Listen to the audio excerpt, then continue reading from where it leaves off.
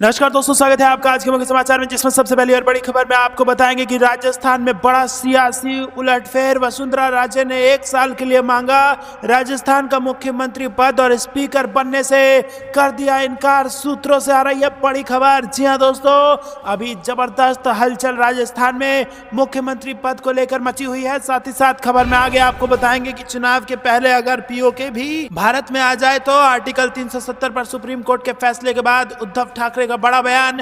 तीसरी खबर में जिक्र होगा कि जम्मू कश्मीर में अब जल्द होंगे विधानसभा के चुनाव। सुप्रीम कोर्ट के फैसले के बाद गरमाई राजनीति। खबर में आगे बताएंगे कि बुरे फंसे बीजेपी एमएलए बाल मुकुंद आचार्य और इस केस में वायरल बाबा के खिलाफ एफआईआर दर्ज।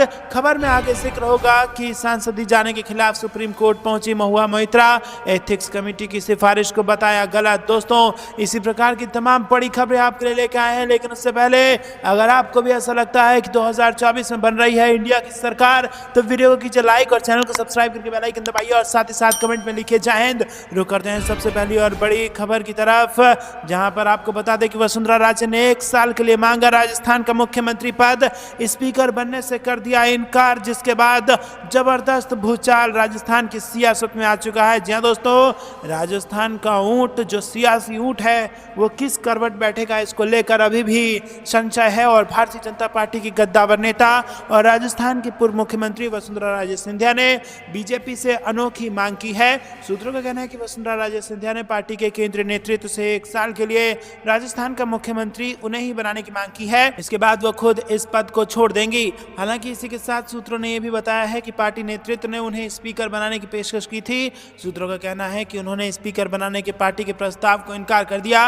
राजस्थान की पूर्व मुख्यमंत्री वसुंधरा राजे ने बीजेपी अध्यक्ष जेपी नड्डा से उन्हें ही मुख्यमंत्री बनाने का निवेदन किया है। साथ ही साथ वसुंधरा राजे ने उन्हें विधायकों से अलग से मुलाकात न करने की भी सलाह दी है। जानकारी है कि वसुंधरा राजे ने रविवार रात जेपी नड्डा से फोन पर बात की थी और तभी नड्डा ने उन्हें स्पीकर बनने की पेशकश भी की, जिससे वसुंधरा राजे ने इनकार कर दिया। तो दोस्तों, वसुंधरा राजे क्या 1 साल के लिए बनाए जाएंगे मुख्यमंत्री, और अगर नहीं बनाई गई तो क्या इसके बाद बीजेपी को राजस्थान में लग जाएगा झटका? और अगर आपको भी ऐसा लगता है कि वसुंधरा राजे मार सकती हैं पलटी और गिर सकती है राजस्थान में भाजपा की सरकार, तो कमेंट में अपनी राय बताइए। वीडियो को लाइक कीजिए। रुक करते हैं अगली ब्रेकिंग न्यूज की तरफ, जो कि सुप्रीम कोर्ट के फैसले से जुड़ी आ रही है। चुनाव से पहले अगर पीओके भी भारत में आ जाए, आर्टिकल 370 पर सुप्रीम कोर्ट के फैसले के बाद उद्धव ठाकरे का बड़ा बयान। जी दोस्तों, जम्मू कश्मीर में धारा 370 को निरस्त करने को सुप्रीम कोर्ट द्वारा वैध ठहराए जाने पर शिवसेना नेता उद्धव ठाकरे ने कहा कि हम फैसले का स्वागत करते हैं।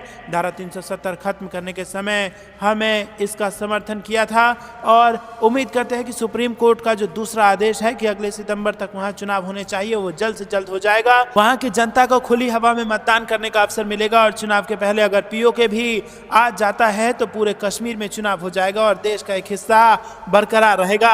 भारत के मुख्य न्यायाधीश डीवाई चंद्रचूड़ ने सोमवार को कहा कि जम्मू कश्मीर ने भारत संघ में शामिल होने पर आंतरिक संप्रभुता का कोई तत्व बरकरार नहीं रखा, इसलिए अनुच्छेद 370 हटाने का फैसला संवैधानिक रूप से वैध है। सोमवार को सुप्रीम कोर्ट की 5 जजों की बेंच ने फैसला सुनाया है। सीजेआई चंद्रचूड़ ने कहा कि हमने माना है कि जम्मू और कश्मीर ने भारत संघ में शामिल होने पर संप्रभुता या आंतरिक संप्रभुता का कोई तत्व बरकरार नहीं रखा। उन्होंने कहा कि अनुच्छेद 1 और 370 से संकेत मिलता है कि जम्मू और कश्मीर भारत का अभिन्न अंग है। जी हाँ दोस्तों, यहाँ पर बड़ी सफलता देश को मिली है। अगर आप भी सफलता से खुश हैं तो वीडियो को लाइक जरूर कीजिएगा।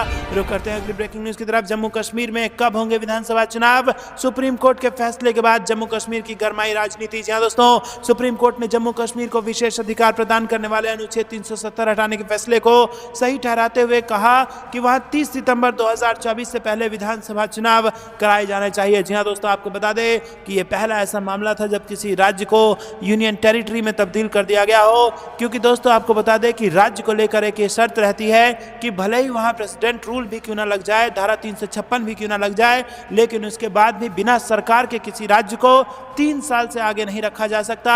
1 साल के अंदर चुनाव कराना होता है, लेकिन अगर किसी कारण से चुनाव आयोग ये लिख के दे दे कि किसी राज्य में चुनाव कराना मुश्किल है या फिर देश में नेशनल इमरजेंसी ऑपरेशन में हो, उस स्थिति में चुनाव टाला जा सकता है। लेकिन 3 साल के भीतर राज्य के अंदर सरकार बना करके देनी होती है। लेकिन उसके बाद जम्मू कश्मीर को यूनियन टेरिटरी बनना पड़ा।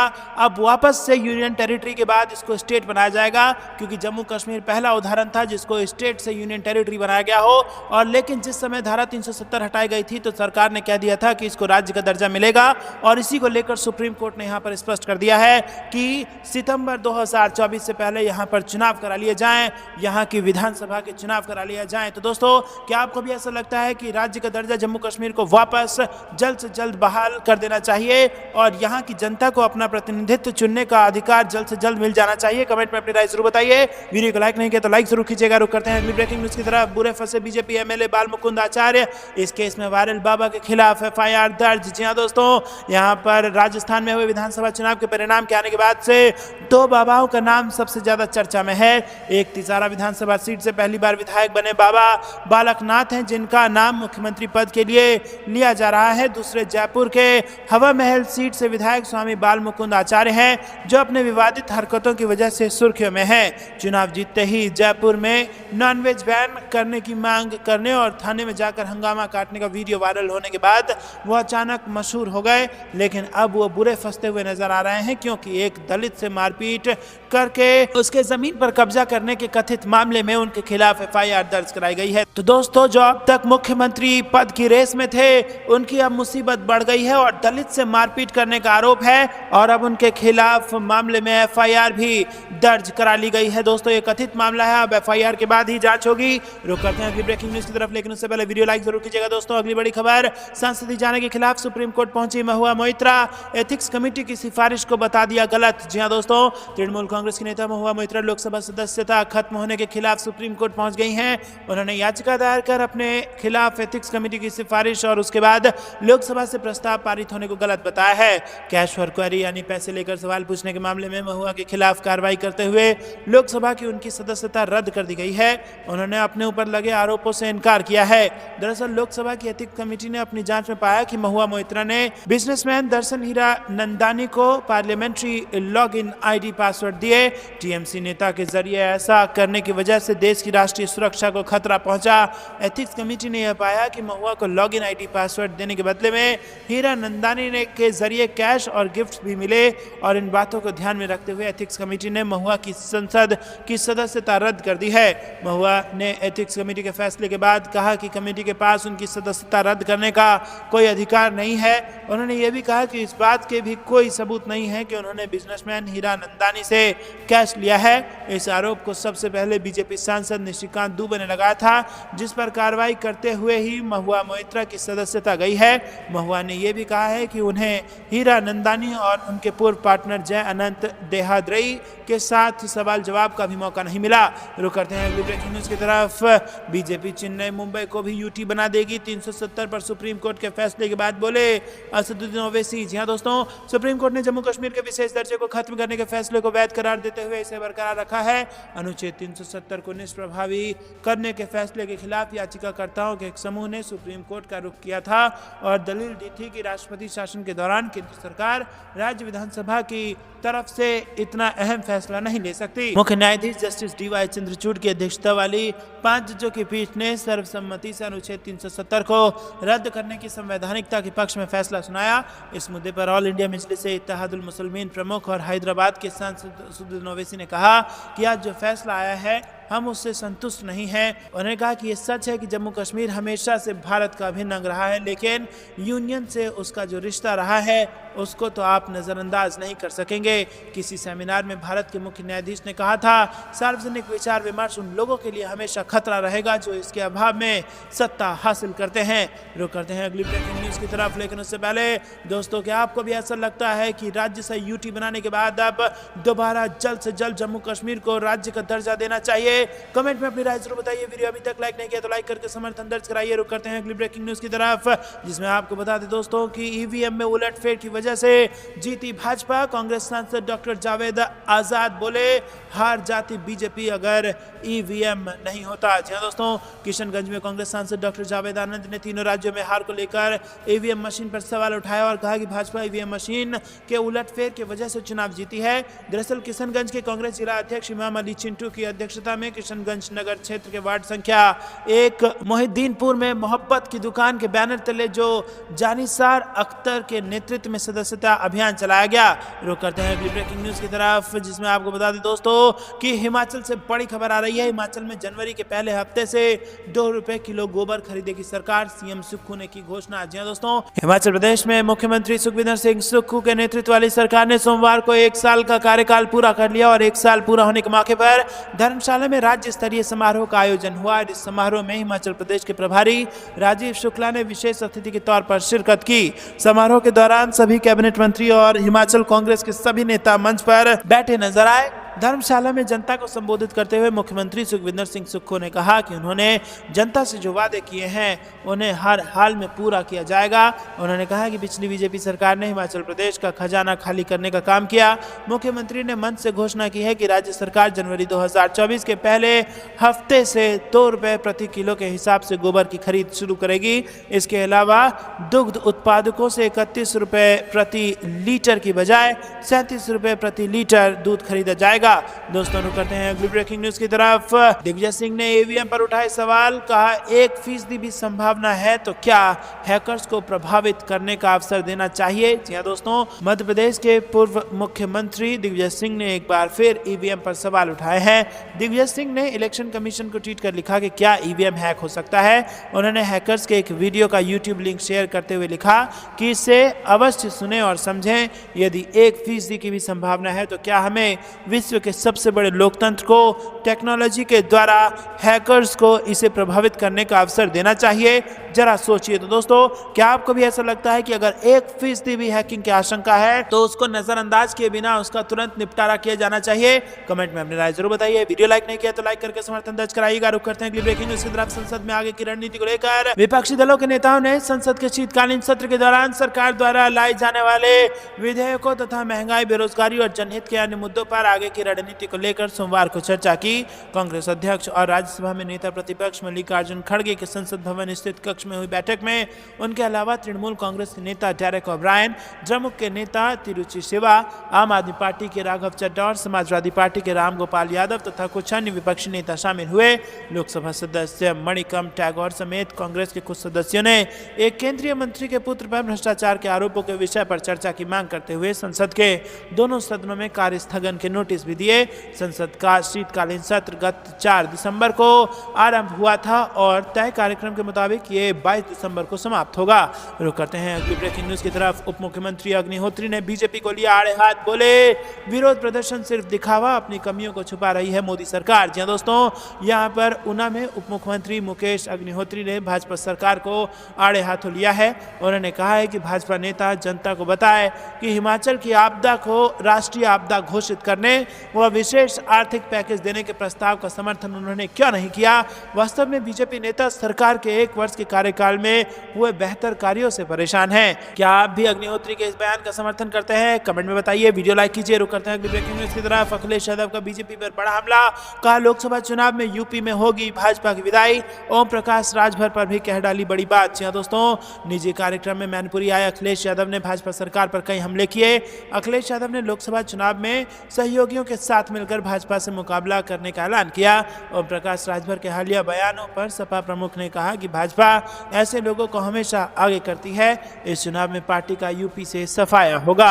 रुक करते हैं अगली ब्रेकिंग न्यूज की तरफ। धीरज साहू को लेकर अखिलेश यादव का आया बयान, नोटबंदी पर मोदी सरकार को घेरा और कह दी बड़ी बात। जी दोस्तों, कांग्रेस सांसद धीरज साहू के यहाँ छापेमारी में 351 करोड़ रुपए कैश बरामद होने पर सपा अध्यक्ष अखिलेश यादव ने बीजेपी पर निशाना साधा। इस दौरान अखिलेश यादव ने कहा कि भाजपा को शर्मिंदा होना चाहिए और देश के सामने माफी मांगनी चाहिए कि उनकी नोटबंदी जैसी योजना फर्जी निकली। अखिलेश यादव ने भाजपा पर हमलावर होते हुए कहा कि एक साहू नहीं, इस तरह के ना जाने कितने घरों में पैसा होगा। सपा प्रमुख ने अपनी बात आगे बढ़ाते हुए कहा कि सरकार अगर कह रही है कि किसी घर में 250 करोड़ से ज़्यादा पैसा मिला है तो सरकार ये भी बताए कि जो 2000 रुपये छापे थे किन बैंकों में, किस जिले में और किस राज्य में सबसे ज़्यादा जमा हुए। दोस्तों, क्या आपको भी ऐसा लगता है कि इस प्रकार से करोड़ों रुपए मिलने नोटबंदी की विफलताओं की तरफ इशारा करता है। कमेंट में अपनी राय बताइए। वीडियो लाइक नहीं किया तो लाइक करके समर्थन दर्ज कराइए। रुक करते हैं ब्रेकिंग न्यूज की तरफ। अमित शाह और नीतीश मुलाकात के बाद जेडीयू ने बुलाई बैठक, पार्टी कार्यालय पहुंचे विधायक समेत सभी वरीय नेता। जी हां दोस्तों, पटना में पूर्वी क्षेत्रीय परिषद की बैठक में गृह मंत्री अमित शाह और मुख्यमंत्री नीतीश कुमार की मुलाकात हुई थी। सीएम नीतीश कुमार ने गृह मंत्री का गर्मजोशी से स्वागत किया था। सोशल मीडिया पर सीएम नीतीश का गृह मंत्री को गुलदस्ता देते हुए फोटो भी खूब वायरल हो रहा है। इधर सीएम नीतीश और गृह मंत्री अमित शाह की मुलाकात के ठीक एक दिन बाद जनता दल यूनाइटेड ने अहम बैठक बुलाई है। इसमें पार्टी के सभी वरीय नेता शामिल हुए हैं। बैठक में पार्टी के तमाम विधायक, विधान पार्षद, पूर्व विधायक और पूर्व एमएलसी समेत अन्य नेता शामिल हुए हैं। रुक करते हैं अगली ब्रेकिंग न्यूज की तरफ। नीतीश कुमार ने अमित शाह के सामने क्लियर कर दिया अपना चुनावी एजेंडा, जीए से लड़ेंगे 24 की जंग। जी हां दोस्तों, पटना में केंद्रीय गृह मंत्री अमित शाह की अध्यक्षता में हुई पूर्वी क्षेत्र परिषद यानी कि ईजेडसी की बैठक में बिहार के सीएम नीतीश कुमार ने दो बातें प्रमुखता से रखी। पहली, जाति आधारित गणना आरक्षण सीमा बढ़ाने और दूसरा, बिहार को विशेष राज्य के दर्जे की मांग। नीतीश ने हालांकि तीनों राज्यों की हालात एक जैसी बताई, लेकिन विशेष राज्य की मांग बिहार के लिए ही की। दोस्तों, रुक करते हैं अगली ब्रेकिंग न्यूज की तरफ। कांग्रेस प्रदेश अध्यक्ष अजय राय का बयान, बोले घर घर जाकर भाजपा सरकार का झूठ बताएगी कांग्रेस और देश प्रदेश में बेरोजगारी है चरम पर। जी हां दोस्तों, हापुड़ में कांग्रेस प्रदेश अध्यक्ष अजय राय ने कहा कि आगामी 2024 के लोकसभा चुनाव में कांग्रेस पार्टी पूरे दमखम के साथ चुनाव लड़ेगी। इसके लिए पार्टी का प्रत्येक कार्यकर्ता बूथ स्तर से पार्टी को मजबूत बनाने का काम करे। कांग्रेस सरकार की नीतियों को घर घर तक पहुंचाया जाए और केंद्र की भाजपा सरकार द्वारा फैलाए जा रहे झूठ को भी परोसा जाए ताकि जनता जागरूक हो सके। रुक करते हैं अगली ब्रेकिंग न्यूज की तरफ। फिलिस्तीनियों पर हुए अन्याय के खिलाफ आवाज उठाओ, इजराइल के एक्शन पर फिर भड़की प्रियंका गांधी। जी हां दोस्तों, कांग्रेस महासचिव प्रियंका गांधी ने एक बार फिर फिलिस्तीन के पक्ष में आवाज उठाई। सोमवार को उन्होंने लोगों से युद्ध विराम की मांग में भाग लेने की अपील की है। साथ ही उन्होंने फिलिस्तीनियों के खिलाफ हो रहे एक्शन को घोर अन्याय करार दिया और इससे पहले भी उन्होंने भारत सरकार से सही के साथ खड़े होने की मांग की थी। रुक करते हैं अगली ब्रेकिंग न्यूज की तरफ। 19 दिसंबर को होगी इंडिया ब्लॉक की चौथी बैठक, सीट बंटवारे के फॉर्मूले सहित चुनावी मुद्दों पर होगी चर्चा। जी हां दोस्तों, बड़ी खबर आ रही है। विपक्षी इंडिया ब्लॉक की चौथी बैठक मंगलवार को 19 दिसंबर 2023 को नई दिल्ली में दोपहर 3 बजे से होगी। बता दें कि कांग्रेस ने 6 दिसंबर को मध्य प्रदेश, छत्तीसगढ़, तेलंगाना और राजस्थान के चुनाव नतीजे घोषित होने के दिन बैठक बुलाई थी। कांग्रेस महासचिव जयराम रमेश ने रविवार को इसकी जानकारी दी है। उन्होंने कहा कि मैं नहीं हम नारा है जिस पर विपक्षी दल मोदी का मुकाबला करने के लिए काम करेंगे। वहीं दोस्तों, आपको बता दें कि कांग्रेस महासचिव जयराम रमेश ने रविवार को कहा कि विपक्षी इंडिया ब्लॉक की चौथी बैठक मंगलवार 19 दिसंबर 2023 को नई दिल्ली में दोपहर 3 बजे से होगी। इससे पहले बिहार के मुख्यमंत्री नीतीश कुमार, पश्चिम बंगाल की मुख्यमंत्री ममता बनर्जी, तमिलनाडु के मुख्यमंत्री एम.के. स्टालिन, झारखंड के मुख्यमंत्री हेमंत सोरेन और समाजवादी पार्टी प्रमुख अखिलेश यादव सहित गठबंधन के शीर्ष नेताओं के निर्णय के बाद बैठक 17 दिसंबर तक के लिए स्थगित कर दी गई थी। दोस्तों, रुक करते हैं अगली ब्रेकिंग न्यूज की तरफ। प्याज निर्यात पर प्रतिबंध का विरोध कर रहे किसानों से बोले शरद पवार, जब तक आप सड़क पर नहीं उतरेंगे सरकार नहीं सुनेगी। जी हां दोस्तों, प्याज उत्पादकों के हित में 4 साल बाद फिर से सार्वजनिक आंदोलन शुरू करते हुए राष्ट्रवादी कांग्रेस पार्टी के अध्यक्ष शरद पवार ने कहा कि जब तक आप सड़क पर नहीं उतरेंगे सरकार नहीं सुनेगी और उन्होंने प्याज निर्यात पर केंद्र के प्रतिबंध को रद्द करने की मांग की। 83 वर्षीय पवार राज्य में प्याज उगाने वाले केंद्रों में से एक नासिक के चंदवाड़ गए और एक विरोध मार्च में शामिल हुए। यहां मुंबई आगरा राष्ट्रीय राजमार्ग पर सड़क जाम किया और सरकार विरोधी नारे लगाने वाले किसानों के धरना प्रदर्शन में शामिल हुए। रुक करते हैं अगली ब्रेकिंग न्यूज की तरफ। क्या शिवराज को पार्टी ने कर दिया दरकिनार, बीजेपी विधायक दल की मीटिंग के पोस्टर से मामा गायब। जी हां दोस्तों, भोपाल में मध्य प्रदेश बीजेपी विधायक दल की बैठक आयोजित हो रही है। बैठक को लेकर भोपाल में मंच सजाया गया, लेकिन उसमें मामा शिवराज सिंह चौहान गायब रहे।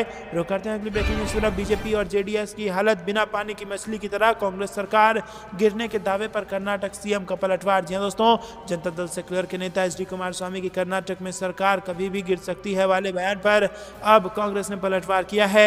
मुख्यमंत्री सिद्धरामैया का कहना है कि भाजपा और जेडीएस उनकी सरकार को गिराने के लिए भ्रम की स्थिति में है। रुक करते हैं अगली ब्रेकिंग न्यूज की तरफ। भाजपा को हराने के लिए ही बना इंडिया गठबंधन, शिवपाल यादव का बड़ा बयान। जी हाँ दोस्तों, यहाँ पर समाजवादी पार्टी के नेता शिवपाल यादव ने अमेठी में इंडिया गठबंधन को लेकर कहा कि भारत जनता पार्टी को हराने के लिए इंडिया गठबंधन बना है। आगामी लोकसभा चुनाव में इंडिया गठबंधन यूपी में बहुत मजबूती से लड़ेगा। तो दोस्तों, ये थी दिमाग की सारी जरूरी और बड़ी खबरें। तक बने रहने के लिए बहुत बहुत धन्यवाद। जाने से पहले वीडियो को कीजिए लाइक और चैनल को सब्सक्राइब करके बेल आइकन दबाइए और कमेंट में लिखिए जय हिंद। अभी के लिए इतना ही। जय हिंद, जय भारत।